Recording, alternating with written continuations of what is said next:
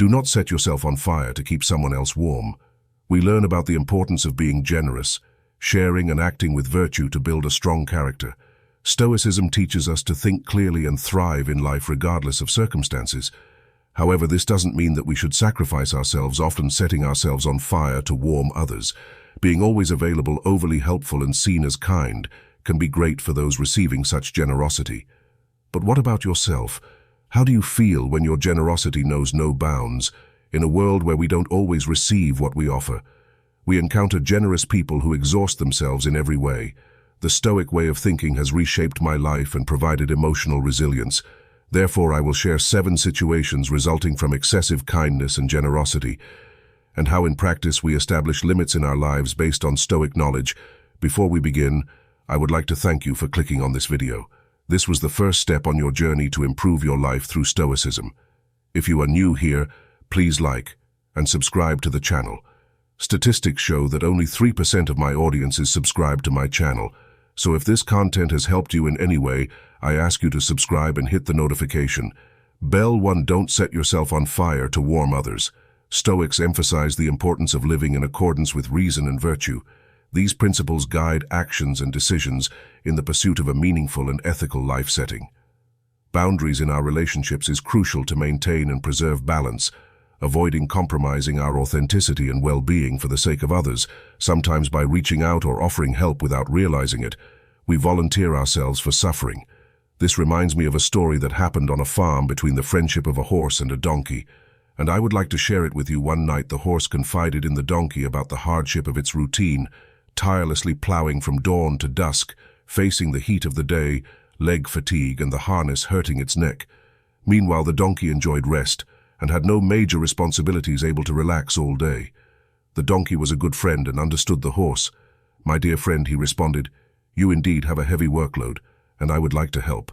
Here's what you can do to take a day off in the morning. When the farmhand comes, lie down on the ground and let out the loudest groans you can, so he thinks you're sick and unable to work." The horse followed the advice, and the next day the farmer reported to the owner that the horse was sick and couldn't be used in the plow. The farmer then ordered the donkey to take over the task for the entire day. The donkey, who only wanted to help his companion, was forced to do the horse's work that night. The donkey was exhausted and injured, while the rested horse wanted to thank him. "You are a good friend. Thanks to your advice, I could rest all day," the donkey, lamenting, retorted. "I, on the other hand, am like many generous hearts, who start by helping a friend and end up being forced to take on their tasks." Have you ever felt like the horse in your life? Share your story in the comments. It's crucial, as in the story, we often want to help someone so much that we spare no effort. Stoicism teaches us to practice self-reflection, meaning always questioning our immediate reactions and striving to live by reason. This process prevents impulsive actions, promoting choices aligned with our values. As Epicurus, one of the most well-known and wise Stoic philosophers, states in his discourses, "When you are about to start some task, stand for a moment and reflect on the nature of the task you are about to perform. You will do your task with greater security if before you begin you say to yourself, 'I want to accomplish this task, and at the same time I want to keep my moral purpose in harmony with nature.'" Stoicism trains us for a new way of thinking, and the lesson here becomes clear. If you want to help a friend, do so, but in a way that their burdens are not placed on your shoulders. Stoics teach us to cultivate balanced relationships, where both parties contribute fairly, and neither is sacrificed excessively. In summary, the maxim "don't set yourself on fire to warm others" aligns with Stoic principles of living rationally, cultivating balanced relationships, and avoiding excessive sacrifices that may compromise your integrity and well-being in all dimensions of your life. 2. Reciprocity has an expiration date. Offering in our best and expecting nothing in return is genuinely noble, as Stoicism emphasizes, but often when we give, we find ourselves expecting others to reciprocate with the same level of generosity, regardless of what you do or have done for someone. It's essential to understand that reciprocity has an expiration date.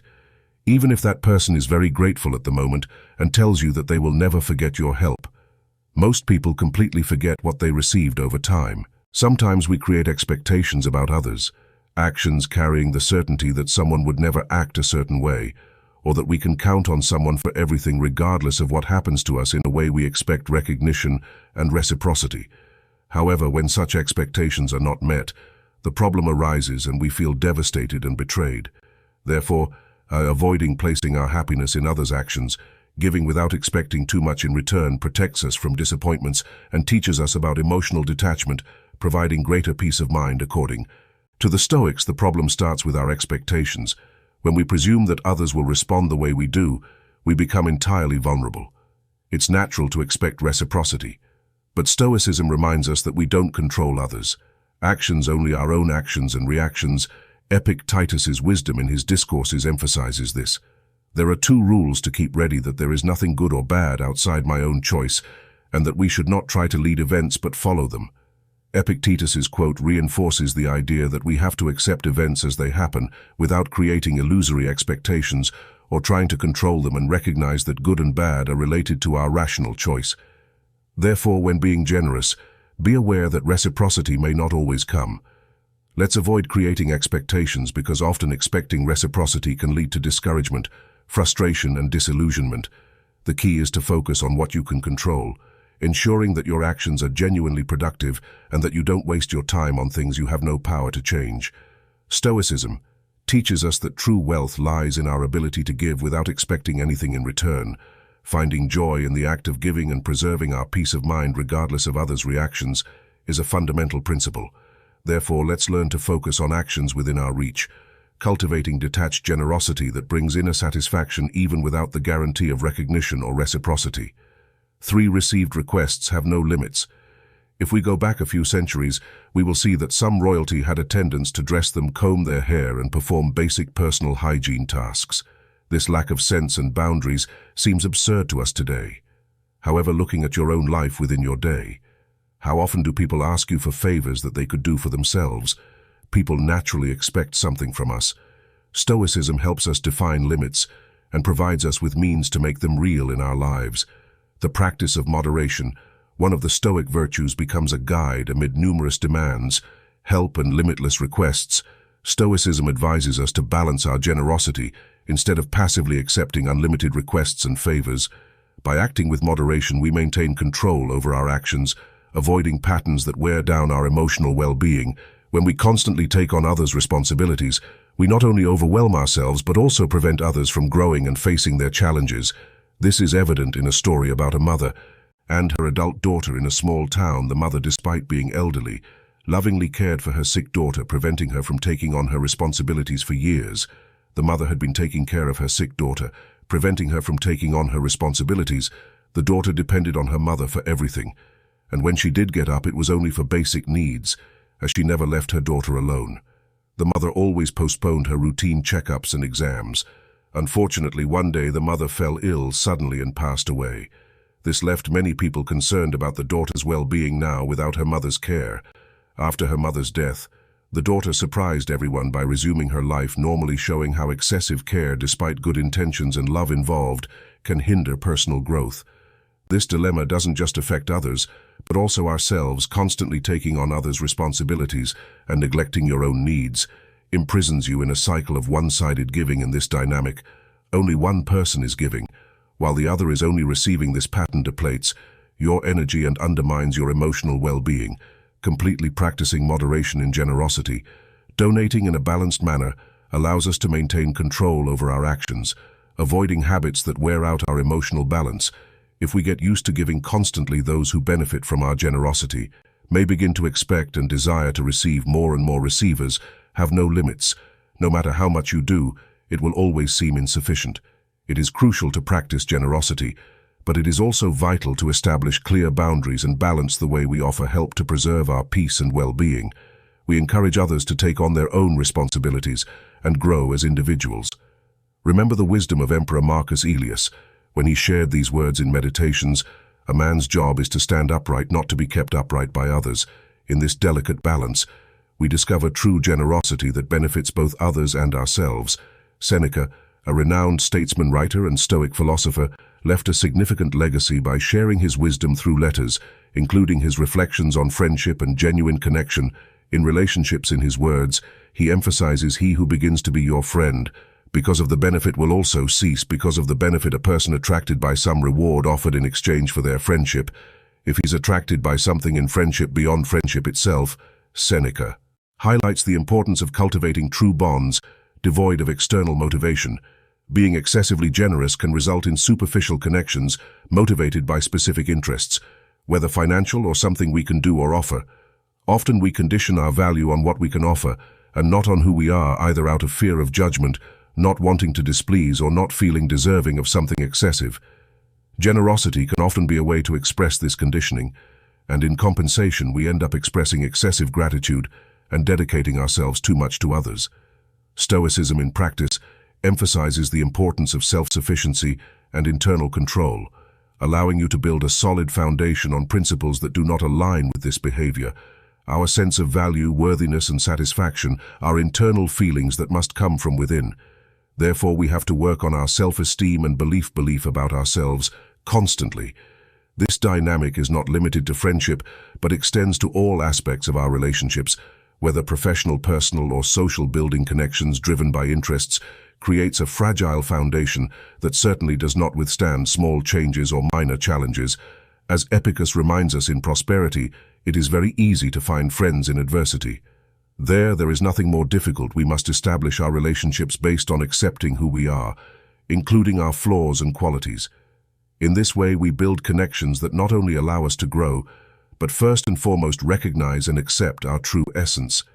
Stoic principles encourage a more solid and authentic approach, where genuine connection develops from mutual understanding and respect for fundamental values. Your priorities take a back seat. The main goal of Stoicism is to live a life with virtue. To achieve this, it is necessary to constantly improve our character and learn to master our emotions, giving us direction to reach our best version.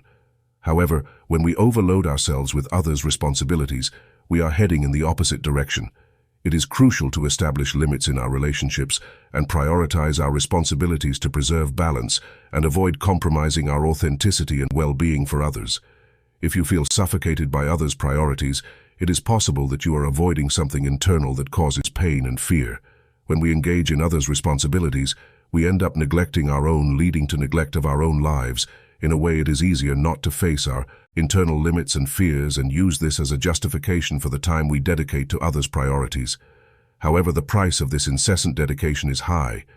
You lose yourself in the process and realize that your own life is being forgotten due to excessive concern with others' problems. Your inner voice is drowned out, and sooner or later, facing the quietude of your own being, the pain and fear you try to avoid return with intensity. It is essential to recognize that attending to our own needs and priorities is not selfishness, but a form of self-care and preservation of authenticity. The Stoics teach us that setting limits and living in accordance with virtues is not only an act of self-love, but also a path to a meaningful life. Cicero, one of the most prominent Stoic philosophers, expressed this reality when he said, "Of all the days of our life, few are dedicated to ourselves.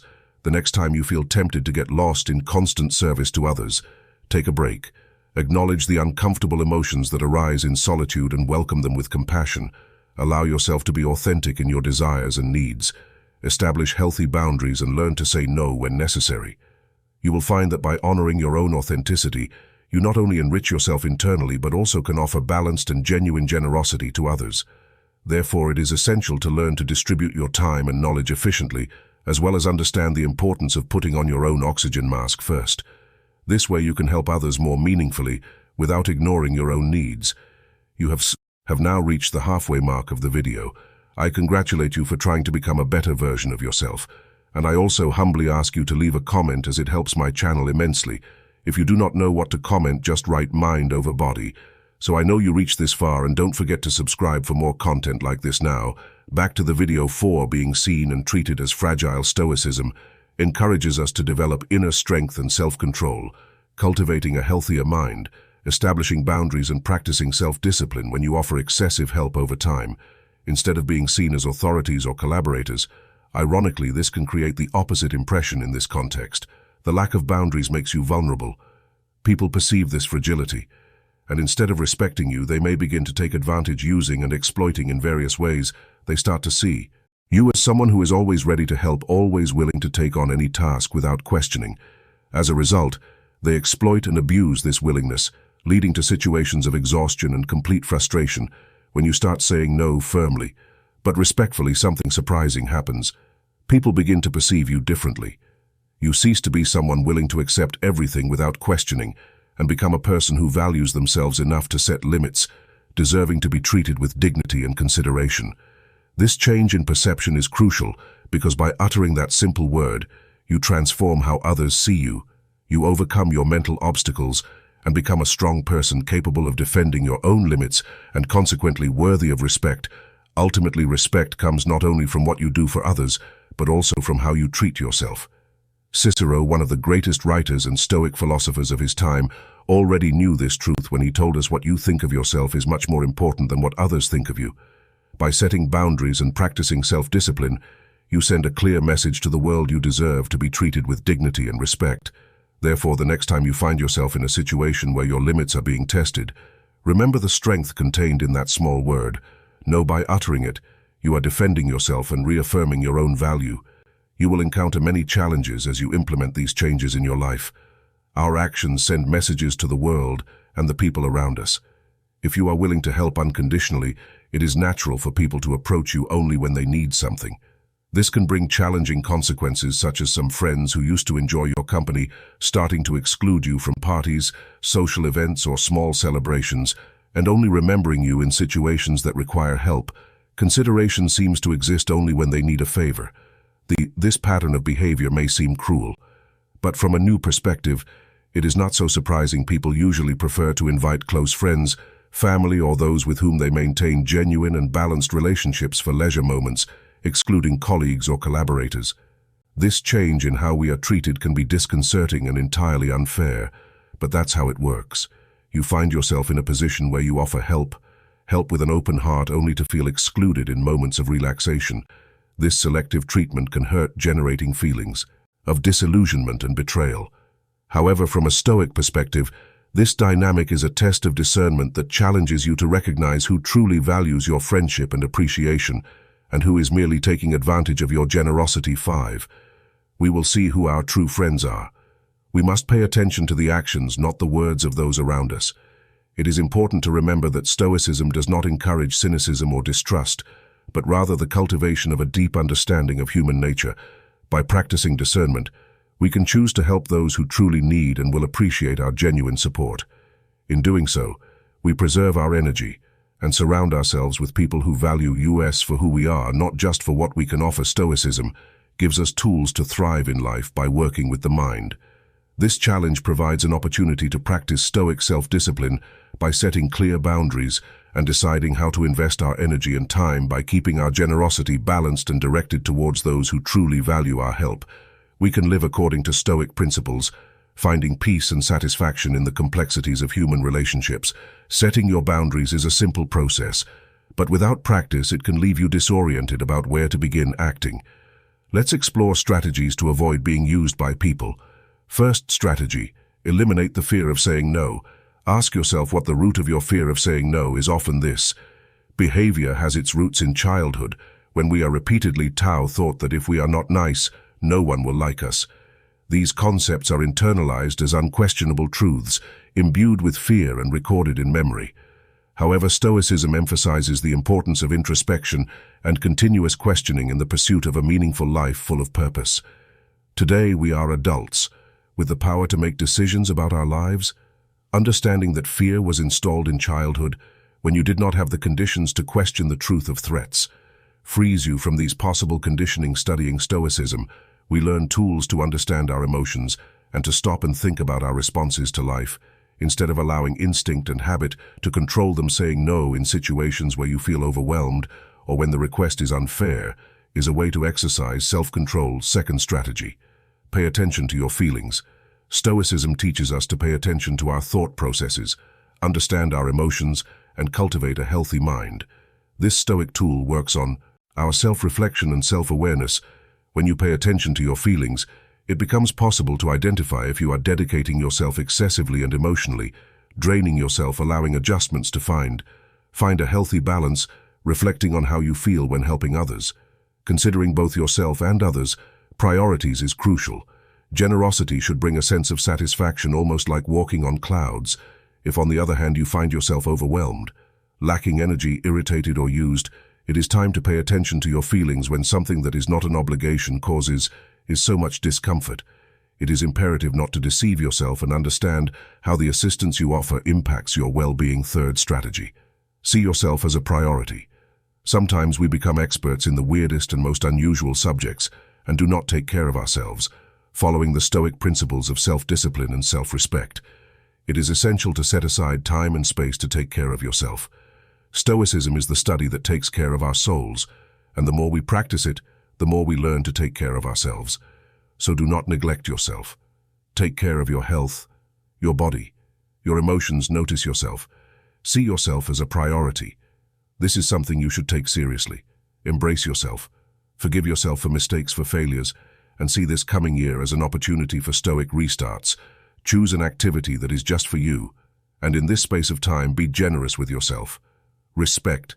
This set limits and do not feel remorse about saying no. If someone wants to invade this time, you can always offer help, but always make it clear that your availability will be limited because you have a life to take care of. Fourth strategy. Identify the takers following the Stoic principles of self-discipline and discernment. It is important to recognize which relationships benefit you and which, by distancing yourself from people who constantly drain your energy and do not contribute positively. You are taking care of your own well-being and applying Stoic self-control in your relationships. Takers are people who always demand more, whether it's attention, constantly complaining to you, your time, or even money.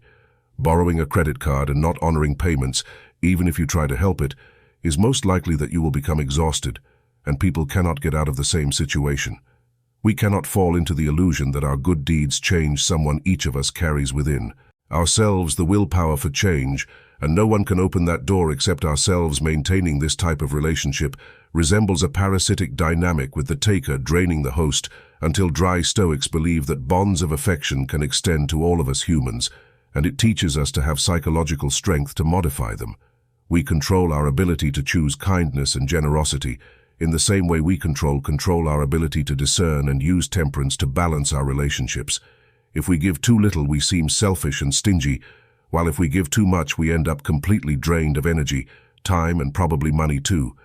Stoicism teaches us balance, moderation, to think and analyze our actions, and I hope this video teaches you not to donate too much of all your resources and forget your fundamental goal, which is to have an extraordinary life.